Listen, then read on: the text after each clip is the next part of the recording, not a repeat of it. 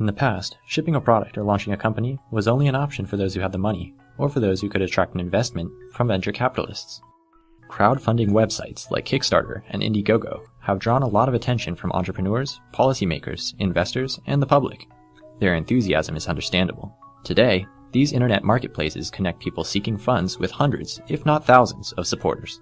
But the idea that an entrepreneur could raise funds from a large number of sources, each providing just a small amount, isn't really new. In 1985, Paul Hogan and John Cornell tapped 1,400 Australian investors to produce the blockbuster movie Crocodile Dundee. In the 1970s and 80s, limited partnerships, which required minimum investments of no more than $2,000, became a popular form of financing everything from shopping malls to oil and gas exploration. And charities, of course, have long relied on funding drives that aggregate thousands of small donations.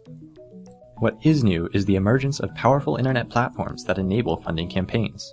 These crowdfunding platforms lower the costs of running a campaign by leveraging the geographic and social reach of the internet to connect fundraisers with millions of potential backers. In exchange, these platforms charge a fee, typically a percentage of the amount raised. There are 4 major crowdfunding models. It's easiest to classify them according to what they offer in exchange for the funds they receive, either equity, debt, some type of a reward, or nothing but the satisfaction of donating to a good cause. Equity-based sites, such as AngelList and CircleUp, provide a platform where people can sell shares of their company. This type of funding only represents a small fraction of all crowdfunding activity.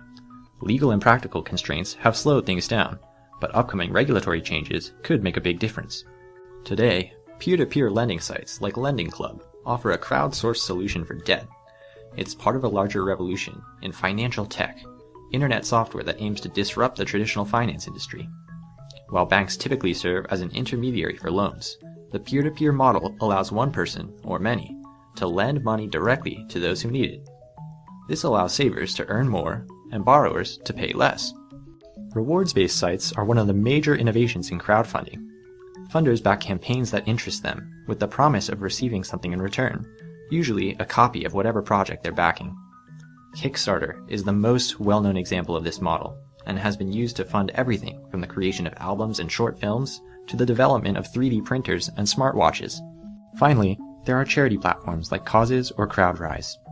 Fundraisers usually do not offer anything in return for donations except for the information and feedback about the good deeds that those campaigns have enabled. Crowdfunding has been growing at a steady rate worldwide, opening up new opportunities for both entrepreneurs and investors. Crowdfunding has already demonstrated the ability to promote innovation, wealth creation, and more.